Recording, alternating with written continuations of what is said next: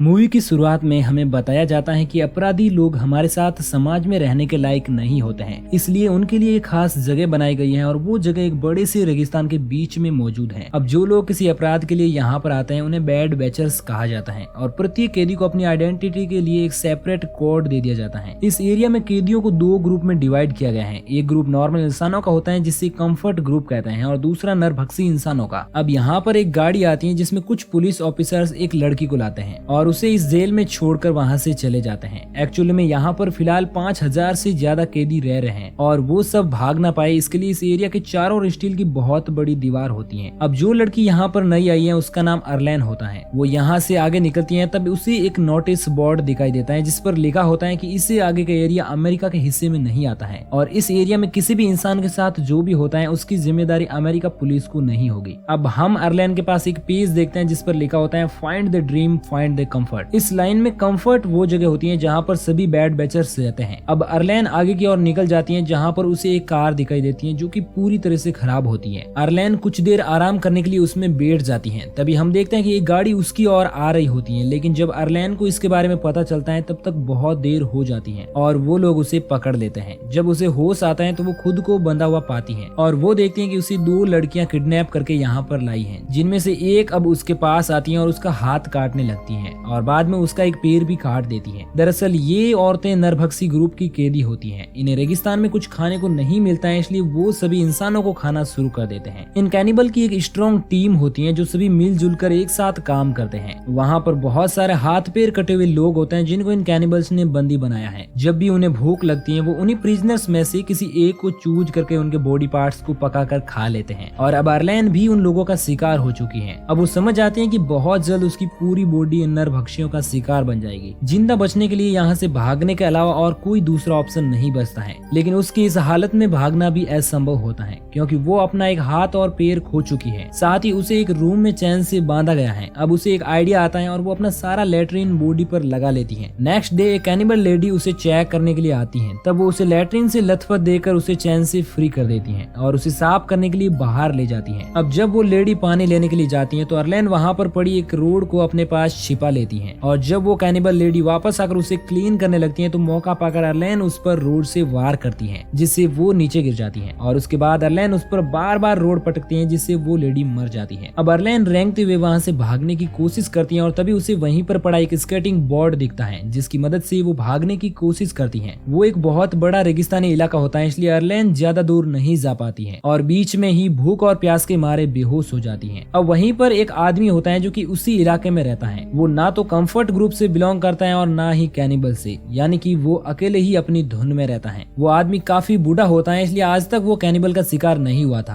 अब वो आदमी अर्लेन को एक कार्ट में डालकर उससे कंफर्ट ग्रुप तक पहुंचा देता है जहां पर उस ग्रुप के बाकी सदस्य रहते हैं। वो आदमी अर्लेन को वहां पर ड्रॉप करता है और वापस वहां से निकल जाता है। अब कहानी में 5 महीने बीत जाते हैं और हम अर्लेन को देखते हैं जिसने अपने लंगड़े पैर में आर्टिफिशियल पैर लगवा लिया है और कंफर्ट कॉलोनी में उसका खुद का एक घर भी होता है। कंफर्ट ग्रुप के लोगों की लाइफ स्टाइल काफी चेंज हो जाती है। खाने पीने की दुकानों के साथ मेडिकल फैसिलिटीज भी यहाँ पर मौजूद होती हैं। अब हम एक कैनिबल फैमिली को देखते हैं जिसमें आदमी का नाम मियामी मैन होता है और वो अपनी पत्नी और एक बेटी के साथ रहता है। दरअसल वो आदमी एक अच्छा आर्टिस्ट होता है और इसलिए वो अपनी बच्ची की पेंटिंग बनाता है। अब मियामी मैन एक लड़की के पास जाता है जिसको उसने बंदी बनाया हुआ है। अब वो उसे मारकर उसकी पूरी बॉडी के टुकड़े टुकड़े कर देता है और वो सभी मिलकर उस ह्यूमन मीट का डिनर करते हैं। दूसरी ओर हम अर्लेन को देखते हैं जो अपने हाथ और पैर को खोने का दुख अभी भी महसूस कर रही है और उसे मन ही मन उन कैनिबल्स पर बहुत गुस्सा आता है क्योंकि उन्हीं की वजह से उसकी ये हालत हुई है। नेक्स्ट डे हम देखते हैं कि अर्लेन एक गन लोड करती है और उन कैनिबल्स से बदला लेने के लिए वो वहाँ पर बने एक हिडन डोर से निकल जाती है। दूसरी ओर मियामी मैन की वाइफ कुछ सामान लाने के बारे में सोचती है इसलिए वो अपनी बच्ची को भी साथ ले लेती है। वो दोनों माँ बेटी पुराने सामान से कुछ ढंग की चीजें ढूंढ रही होती है। तभी अर्लेन दूर से ही उन्हें देख लेती है इसलिए वो उनके पास आकर मियामी मैन की वाइफ पर गन तान देती है क्योंकि उसे पता चल जाता है कि वो एक कैनिबल है। अब वो कैनिबल लेडी अर्लेन से बहुत रिक्वेस्ट करती है और कहती है कि मैंने तुम्हारा कुछ नहीं बिगड़ा है, प्लीज मुझे जाने दीजिए। मगर अर्लेन कहती है कि मैंने भी तुम कैनिबल्स लोगों से बहुत रिक्वेस्ट की लेकिन उन्होंने मेरा हाथ काट दिया इसलिए मैं तुम्हें नहीं जाने दे सकती और यह कहकर वो उसे शूट कर देती है। लेकिन उसकी बच्ची को कुछ भी समझ नहीं आता है कि मेरी माँ के साथ क्या हुआ है क्योंकि वो अभी नादान होती है और इस चीज को देखकर अर्लेन को उस पर तरस आ जाता है और वो उस बच्ची को अपने साथ लेने का फैसला करती है। अब वो दोनों कंफर्ट ग्रुप की ओर निकल जाती जाती हैं, जहाँ पर रास्ते में वो अकेला आदमी उन दोनों को देख लेता है। एक शॉप पर उस छोटी बच्ची को रेबिट पसंद आ जाता है, इसलिए अर्लेन उसके लिए वो रेबिट खरीदती है और उसे अपने साथ घर ले जाती है। दूसरी ओर शाम होने वाली होती है, लेकिन अभी तक मियामी की वाइफ और बेटी घर नहीं लौटती हैं, इसलिए उससे उनकी फिक्र होने लगती है और वो उनकी तलाश में उस कचरे के ढेर तक पहुंच जाता है, जहाँ पर वो देखता है कि उसकी मरी हुई बीवी को कौवे खा रहे हैं और उसकी बेटी वहाँ पर नहीं होती है। तभी उसकी नजर उस बुढ़े आदमी पर पड़ती है जो उस कचरे के ढेर में कुछ ढूंढ रहा था। मियामी उसके पास जाता है और अपनी बेटी का स्केच दिखाकर पूछता है कि क्या तुमने इसे देखा है। तब वो आदमी बताने के लिए मान जाता है, लेकिन अपनी एक शर्त रखता है और कहता है कि पहले तुम्हें मेरा भी एक स्केच बनाना पड़ेगा। मियामी मैन इस चीज के लिए मान जाता है क्योंकि उसके पास दूसरा कोई चारा नहीं होता है। स्केच बनाने के बाद वो ओल्ड मैन मियामी को फाउंड कंफर्ट लिखकर देता है, जिसका सीधा मतलब ये है कि उसकी बेटी कंफर्ट में है।